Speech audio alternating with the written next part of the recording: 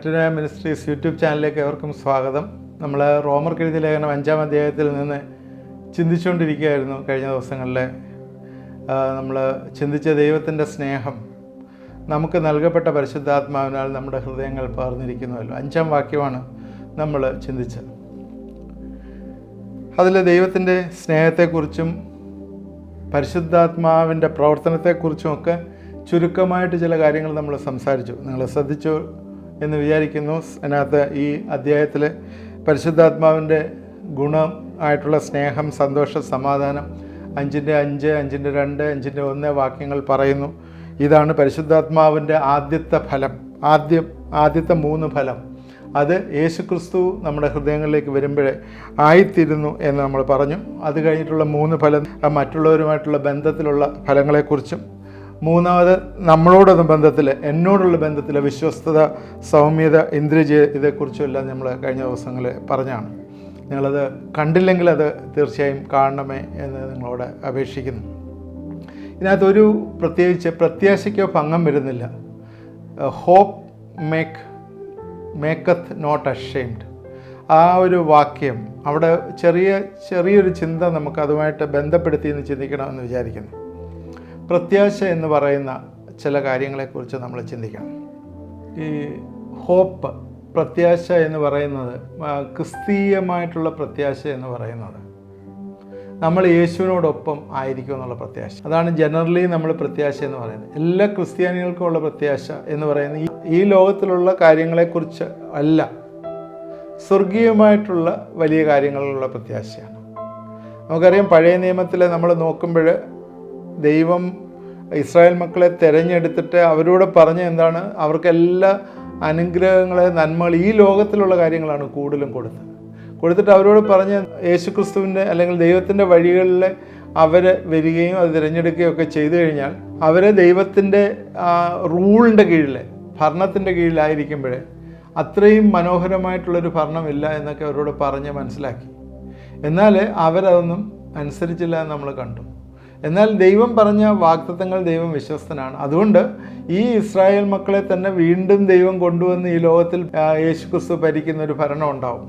അതാണ് അവരുടെ ഒരു പ്രത്യാശയായിട്ട് നമ്മൾ കാണുന്നത്. എന്നാൽ കാലത്തിൻ്റെ ദൈവമെങ്കിൽ യേശുക്രിസ്തു വന്ന് നമ്മളെ വീണ്ടെടുത്തു.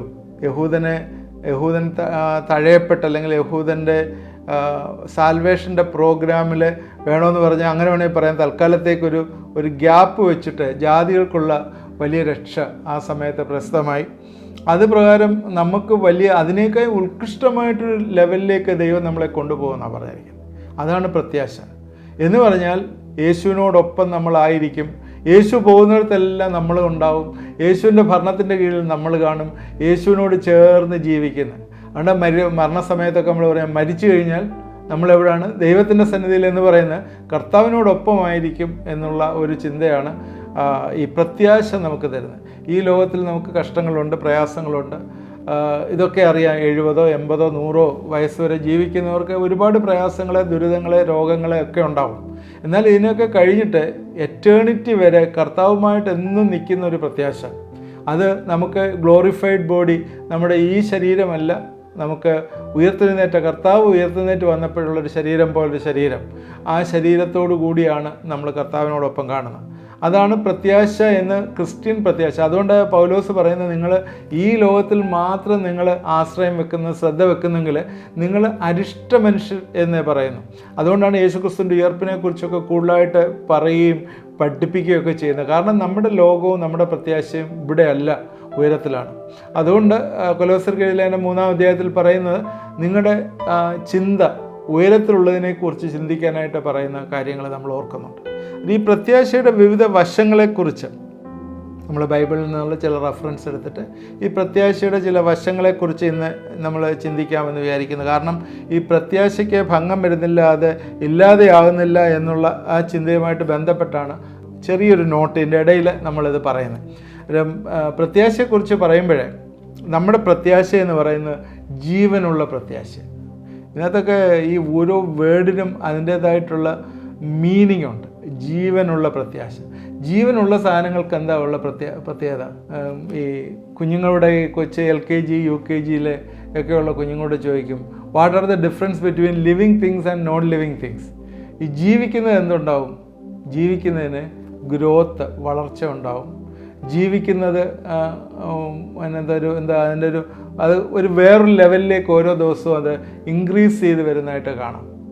അത് സംസാരിക്കും, ഭക്ഷണം കഴിക്കും, ശ്വസിക്കും, ഇങ്ങനെയുള്ള കാര്യങ്ങളെല്ലാം ജീവിക്കുന്ന വസ്തുവിനുണ്ട്. എന്ന് പറയുന്ന പോലെ നമ്മുടെ പ്രത്യാശ ജീവനുള്ള പ്രത്യാശ എന്ന് പറയുമ്പോഴേ അവിടെ ഒരു ഗ്രോത്ത് പ്രത്യാശയ്ക്കുണ്ട്. നമുക്കറിയാം, ഈ കർത്താവിനെ അറിഞ്ഞ സമയത്തുള്ള പ്രത്യാശയിൽ നിന്ന് ഇത്തിരി വ്യത്യാസമാണ് യേശു ക്രിസ്തുവിൻ്റെ കൂടുതൽ നമ്മൾ ഒരുപാട് കാര്യങ്ങൾ പഠിച്ചു വരുമ്പോഴേ. 1 പത്രോസ് 1:3 ഇങ്ങനെയാണ് എഴുതിയിരിക്കുന്നത്: നമ്മുടെ കർത്താവായ യേശു ക്രിസ്തുവിൻ്റെ പിതാവായ ദൈവത്തിന് സ്തോത്രം. അവൻ മരിച്ചവരുടെ നിന്ന് യേശുക്രിസ്തുവിൻ്റെ പുനരുത്ഥാനത്താൽ തൻ്റെ കരുണാധിക്യപ്രകാരം നമ്മുടെ ജീവനുള്ള പ്രത്യാശയ്ക്കായി. അതായത് ഈ പ്രത്യാശ എന്ന് പറയുന്നത് തന്നെ, ആ വേർഡ് ഹോപ്പ് എന്ന് പറയുന്നത് തന്നെ വിശ്വാസവുമായിട്ട് ബന്ധപ്പെട്ടുള്ള കാണാത്ത കാര്യങ്ങൾ എന്ന് പറയുന്ന പോലെ നമ്മൾ കാണാത്തൊരു കാര്യത്തിലേക്ക്, ഒരു പ്രതലത്തിലേക്ക് നമ്മൾ പോകുന്നൊരു പ്രത്യാശ. അത് ഓരോ ദിവസവും വളർന്നുകൊണ്ടിരിക്കുന്നൊരു പ്രത്യാശയാണ്. അത് അതിന് പറയുന്നത്, അല്ലെങ്കിൽ അത് മുരടിച്ചു പോകുന്നു, അല്ലെങ്കിൽ പണ്ട് ഞാൻ കർത്താവിനെ അറിഞ്ഞു, ശരിയാണ്, അങ്ങനെയൊക്കെ പറയുന്നുണ്ട് എന്ന് പറയുന്നതല്ല. ഓരോ ദിവസവും ഞാൻ പ്രത്യാശയിൽ വളരുന്ന ഒരനുഭവം. അതാണ് പ്രത്യാശയുടെ ഒരു കാര്യം, ജീവനുള്ള പ്രത്യാശ എന്ന് പറയുന്നത്. രണ്ടാമത് എബ്രായർ 7:19 ഏറെ നല്ല പ്രത്യാശ എന്ന് പറയുന്ന ഒരു കാര്യമുണ്ട്. ന്യായപ്രമാണത്താൽ ഒന്നും പൂർത്തി പ്രാപിച്ചിട്ടില്ലല്ലോ, നാം ദൈവത്തോട് അടുക്കുന്നതിനുള്ള ഏറെ നല്ല പ്രത്യാശയ്ക്ക് സ്ഥാപനവും വന്നിരിക്കുന്നു. ഏറെ നല്ല പ്രത്യാശ എന്ന് വേറൊരു രീതിയിൽ പറഞ്ഞാൽ, അവിടെ മറ്റുള്ള ഒരു കാര്യം നമുക്ക് കിട്ടുന്നതിലും ബെറ്ററായിട്ടുള്ളൊരു കാര്യം, അതാണ് ഏറെ നല്ല കമ്പാരിറ്റീവ് ഡിഗ്രിയിലാണ് പറഞ്ഞിരിക്കുന്നത്. ഇപ്പോഴേ ഉദാഹരണം പറഞ്ഞാൽ, നമുക്ക് ഈ ലോകത്തിലൊരു കാര്യം, ഒരു ചെറിയ കാര്യം കിട്ടി, കുറച്ചുകൂടെ കഴിയുമ്പോൾ ബെറ്റർ കിട്ടി എന്നുള്ള അതിനൊക്കെ ഉപരിയായിട്ട് ഒരിക്കലും നശിച്ചു പോകാത്ത നല്ല പ്രത്യാശ, അതിൻ്റെ ഒരു ബേസ് ഉണ്ട്. അല്ലാതെ വെറുതെ ഒരു ഫെയ്ഡ് അവേ ആയിട്ടുള്ളൊരു പ്രത്യാശയല്ല, ഒരു ബേസിസ് ഉള്ളൊരു പ്രത്യാശ. അതുകൊണ്ട് ഏറെ നല്ല പ്രത്യാശ എന്ന് പറഞ്ഞ് എബ്രായർക്ക് ലേഖനത്തിൽ പറയുന്നത്, ന്യായപ്രമാണത്താൽ ഒന്നും പൂർത്തി പ്രാപിച്ചിട്ടില്ല. ന്യായപ്രമാണം എപ്പോഴും ഈ പറഞ്ഞ പോലെ മനുഷ്യനെ പാപത്തെക്കുറിച്ച് കണക്കിടുന്ന ഒരു അനുഭവത്തിൽ വന്നതുകൊണ്ട് പ്രത്യാശ എന്ന് പറഞ്ഞാൽ കർത്താവ് നമ്മളെ വീണ്ടെടുക്കും എന്നുള്ള വലിയ പ്രത്യാശ, ദൈവത്തോടൊപ്പമായിരിക്കുന്ന പ്രത്യാശ, അത് ഏറെ നല്ല പ്രത്യാശ എന്ന് പറഞ്ഞു. ഇതിൽ വേറൊരു വാക്യമാണ് പൂർണ്ണ പ്രത്യാശ എന്ന് പറഞ്ഞാൽ, മൂന്നാമത് പൂർണ്ണ പ്രത്യാശ. എന്നാൽ നിങ്ങൾ ഓരോരുത്തരും പ്രത്യാശയുടെ പൂർണ്ണ നിശ്ചയം പ്രാപിപ്പാൻ അവസാനത്തോളം ഒരുപോലെ ഉത്സാഹം കാണിക്കേണ്ടെന്ന് ഞങ്ങൾ ആഗ്രഹിക്കുന്നു. എബ്രായർ 6:11 പൂർണ്ണ പ്രത്യാശ. അതിനകത്ത് ഒരു പെർഫെക്ഷനുണ്ട്. എന്താണ് പെർഫെക്ഷൻ എന്ന് പറഞ്ഞാൽ? ദൈവമാണല്ലോ ഏറ്റവും സുപ്രീം, അതിനപ്പുറമായിട്ടൊന്നും ഇല്ലല്ലോ, ഓൾമൈറ്റി ഗോഡ്. അതിന് ദൈവത്തോട് ചേർന്നിരിക്കുന്ന വലിയ പ്രത്യാശ, അതാണ് പൂർണ്ണമായിട്ടുള്ള പ്രത്യാശ. അതിന് ദൈവം നമ്മളോട് കൂടെ ഇരിക്കുമ്പോൾ പിന്നെന്തോ അതിന് വേറെ ഒരു കാര്യത്തെക്കുറിച്ചും വറി വരേണ്ട ആവശ്യമില്ല, പൂർണ്ണമായിട്ടുള്ള പ്രത്യാശ. വേറെ നാലാമത്തെ ഒരു കാര്യമാണ് ഭാഗ്യകരമായ പ്രത്യാശ. ഇതെല്ലാം ബൈബിളിൽ നിന്നുള്ള റെഫറൻസാണ്, നിങ്ങൾ നോട്ട് എഴുതി വെച്ചാൽ നല്ലതാണ്. തീത്തോസ് 2:12 നാം ഭാഗ്യകരമായ പ്രത്യാശയ്ക്കായിട്ടും മഹാദൈവവും നമ്മുടെ രക്ഷിതാവുമായ യേശുക്രിസ്തുവിൻ്റെ തേജസ്സിൻ്റെ മഹത്വ പ്രത്യക്ഷതയ്ക്കായിട്ടും കാത്തുകൊണ്ട് ഭക്തികേടും പ്രപഞ്ചമോഹങ്ങളും വർജിച്ചിട്ട് ഈ ലോകത്തിൽ സുബോധത്തോടും നീതിയോടും ദൈവഭക്തിയോടും കൂടി ജീവിച്ചു പോരേണ്ടതിന് അത് നമ്മെ ശിക്ഷിച്ച് വളർത്തുന്നു. ഇവിടെ ഭാഗ്യകരമായ പ്രത്യാശ എന്നുള്ള ഈ ഭാഗ്യം എന്നുള്ള ആ ഒരു വാക്ക് യൂസ് ചെയ്യുമ്പോൾ അത് പറയാനുള്ള കാര്യമെന്ന് പറഞ്ഞാൽ, യേശുക്രിസ്തുവിൻ്റെ വീണ്ടെടുപ്പിൽ രക്ഷിതാവായ യേശുക്രിസ്തു മഹാദൈവവും നമ്മളെ വീണ്ടെടുത്തെങ്കിൽ നമ്മൾ ഒരിക്കലും പിശാചിനും അവൻ്റെ മക്കൾക്കും വെച്ചിരിക്കുന്ന ആ നിത്യമായ നരകത്തിലേക്ക് നമ്മൾ ആയിത്തീരത്തില്ല. അതാണ് ഏറ്റവും വലിയ ഭാഗ്യാവസ്ഥ. അത് നിങ്ങളുടെയോ എൻ്റെയോ കഴിവുകൊണ്ടോ ഒന്നുമല്ല, അത് ദൈവത്തിൻ്റെ വലിയൊരു കരുണയിലാണ്. ദൈവം ഒരു ഫ്രീ ഗിഫ്റ്റായിട്ടാണ് തന്നിരിക്കുന്നത്. അതാണ് അതിനകത്തെ ഭാഗ്യാവസ്ഥ എന്ന് പറയുന്നത്. നമുക്ക് പലതും പറയാൻ പറ്റും, അയ്യോ എൻ്റെ കഴിവുകൊണ്ട് പലതും ഈ ലോകത്തിൽ നേടിയത്. ഇതങ്ങനെയല്ല. ഈ പ്രത്യാശ ദൈവം നമുക്ക് ഓഫർ ചെയ്തിരിക്കുകയാണ്. നിങ്ങളെ ഞാൻ കൂട്ടിക്കൊണ്ടുപോകും, എൻ്റെ സന്നിധിയിലേക്ക് കൊണ്ടുപോകും, ഞാൻ അനേക വാസസ്ഥലങ്ങൾ നിങ്ങൾക്ക് ഒരുക്കിയിരിക്കുന്നു, അങ്ങോട്ടേക്ക് നിങ്ങളെ ചേർക്കും, നിങ്ങളെന്നും എന്നോട് കൂടെ ഇരിക്കും, എന്നെപ്പോലെ ആയിത്തീരും എന്നൊക്കെയുള്ള വലിയ പ്രത്യാശ. അത് ഭാഗ്യകരമായൊരു പ്രത്യാശയാണ്. അടുത്ത 5-ാമത്തെ കാര്യം, സ്വർഗത്തിൽ സംഗ്രഹിച്ചിരിക്കുന്ന പ്രത്യാശ. കൊലോസ്യർ 1:3 സുവിശേഷത്തിൻ്റെ സത്യവചനത്തിൽ നിങ്ങൾ മുമ്പ് കേട്ടതായി സ്വർഗത്തിൽ നിങ്ങൾക്ക് സംഗ്രഹിച്ചിരിക്കുന്ന പ്രത്യാശ നിമിത്തം. അതായത് ഈ നമ്മുടെ പ്രത്യാശ എന്ന് പറയുന്നത് സ്വർഗത്തിൽ സംഗ്രഹിച്ചിരിക്കുകയാണ്.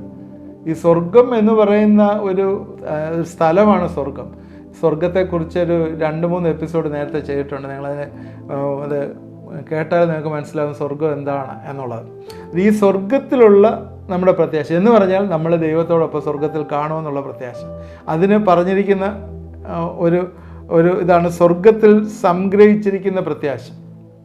പിതാവ്, പുത്ര, പരിശുദ്ധാത്മാവിൻ്റെ സാന്നിധ്യം സ്വർഗത്തിൽ നമ്മൾ എക്സ്പീരിയൻസ് ചെയ്യും. അതാണ് സംഗ്രഹിച്ചിരിക്കുന്ന പ്രത്യാശ എന്ന് പറയുന്നത്. ഇനി വീണ്ടും 1-2 കാര്യങ്ങളുണ്ട് അതിനോട് ചേർന്ന്. മഹത്വത്തിൻ്റെ പ്രത്യാശ. കൊലോസ്യർ 1:27 ഇങ്ങനെയാണ്: അവരോട് ജാതികളുടെ ഇടയിൽ ഈ മർമ്മത്തിൻ്റെ മഹിമാധനം എന്നതെന്നറിയിപ്പാൻ ദൈവത്തിന് ഇഷ്ടമായി. ആ മർമ്മം മഹത്വത്തിൻ്റെ പ്രത്യാശയായ ക്രിസ്തു നിങ്ങൾ ഇരിക്കുന്നു എന്നുള്ളത് തന്നെ. നമുക്ക് വലിയൊരു മഹത്വമാണ് ദൈവം തരുന്നത്. യേശുക്രിസ്തുവിനോട് ചേർന്ന് വാഴുവാനായിട്ടാണ് നമ്മളെ തിരഞ്ഞെടുത്തിരിക്കുന്നത്. നേരത്തെ നമ്മൾ പഠിച്ചതാണ്. അപ്പോൾ ഈ മഹത്വം യേശുക്രിസ്തു ശിഷ്യന്മാർക്ക് വേണ്ടി പ്രാർത്ഥിച്ചപ്പോഴും പറഞ്ഞതാണ്. ഞാൻ എന്നിലുള്ള കർത്താവെ, ദൈവത്തോട് പ്രാർത്ഥിക്കാൻ പറയുക, നിൻ്റെ മഹത്വം ഞാൻ അവർക്ക് കൊടുക്കുന്നു. നിൻ്റെ മഹത്വം അത് എന്നിൽ വിശ്വസിക്കുന്നവർക്കും കൂടി. ദൈവം എന്താ പറഞ്ഞ പണ്ടെന്താ പറഞ്ഞ്? ദൈവം യെശയ്യാപ്രവചനം 42-ാം അധ്യായത്തിൽ നിന്നാണെന്ന് തോന്നുന്നു, എൻ്റെ മഹത്വം ഞാൻ ആർക്കും കൊടുക്കുകയില്ല. രണ്ടും ഗ്ലോറിയാണ്. ഇവിടെ പറയുന്ന ഗ്ലോറിയും മറ്റേ ഗ്ലോറിയും രണ്ടും രണ്ട് രീതിയിൽ വ്യാഖ്യാനിക്കാം. എങ്കിലും ശരിക്കും ദൈവത്തിൻ്റെ മഹത്വം, അത് ദൈവത്തിൻ്റെ ഓൾമൈറ്റി, ദൈവത്തിൻ്റെ വലിയ ഇതാണ് പറയുന്നതെങ്കിലും യേശുക്രിസ്തു പറയുന്നത്, പിതാവേ, നീ എനിക്ക് തന്നിരിക്കുന്ന മഹത്വം ഞാൻ ഇവർക്ക് കൊടുക്കുന്നു. മഹത്വത്തിൻ്റെ പ്രത്യാശ, മഹത്വത്തിൻ്റെ പ്രത്യാശയായ ക്രിസ്തു, ആ മഹത്വം നമ്മളിലേക്ക് വരികയാണ്. അതുകൊണ്ട് മഹത്വത്തിൻ്റെ പ്രത്യാശ ഒരു വശം. ഇനി 7-ാമത്തെ ഒരു കാര്യം കൂടിയുള്ള നിർമ്മലീകരിക്കുന്ന പ്രത്യാശ. 1 യോഹന്നാൻ 3:3 അവനിൽ ഈ പ്രത്യാശയുള്ളവനെല്ലാം അവൻ നിർമ്മലനായിരിക്കുന്ന പോലെ നമ്മെ തന്നെ നിർമ്മലീകരിക്കുന്നു. ഇവിടെയും നിർമ്മലീകരിക്കുന്ന പ്രത്യാശ എന്ന് പറയാനുള്ള കാര്യം, ഈ ക്രിസ്ത്യൻ ഫെയ്ത്തിനകത്ത് ഈ സാങ്ക്ടിഫിക്കേഷൻ, വിശുദ്ധീകരണം, നിർമ്മലീകരിക്കുന്ന ഒരു കാര്യമുണ്ട്. അത് ആ ഓരോ പടിപടിയായിട്ട് നേരത്തെ പറഞ്ഞു, പ്രത്യാശ വളരുമെന്ന്. അന്നേരം അത് നമ്മൾ നിർമ്മലീകരിക്കുന്നതനുസരിച്ച് നമ്മുടെ ഫ്യൂച്ചർ സാൽവേഷൻ എന്ന് പറഞ്ഞാൽ വിൽ ബി പെർഫെക്റ്റഡ്, നമ്മളെ പൂർണ്ണരാക്കും. അങ്ങനെ ഒരു പ്രത്യാശയാണ് നിർമ്മലീകരിക്കുന്ന പ്രത്യാശ. ഞാൻ ഈ 7 പ്രത്യാശയുടെ 7 വിവിധ വശങ്ങളെക്കുറിച്ചാണ് പറഞ്ഞ്. ജീവനുള്ള പ്രത്യാശ, ഏറെ നല്ല പ്രത്യാശ, പൂർണ്ണ പ്രത്യാശ, ഭാഗ്യകരമായ പ്രത്യാശ, സ്വർഗത്തിൽ സംഗ്രഹിക്കുന്ന പ്രത്യാശ, മഹത്വത്തിൻ്റെ പ്രത്യാശ, നിർമ്മലീകരിക്കുന്ന പ്രത്യാശ. എന്തോ മഹത്വമുള്ളതെന്നാണ് ഈ പ്രത്യാശ എന്ന് പറയുന്നത്. നമ്മൾ ഈ വെറുതെ ഒരു വാക്ക് ഇങ്ങനെ പറഞ്ഞു വിടും, ഹോപ്പ് എന്ന് പറഞ്ഞിങ്ങനെ വിടും. എന്നാൽ ആ ഹോപ്പിനകത്ത് ഒരുപാട് കണ്ടൻ്റ് ഉണ്ട്, അതിനകത്ത് ഒരുപാട് ആശയങ്ങൾ ഉണ്ട് നമ്മൾ മറന്നു പോകരുത്.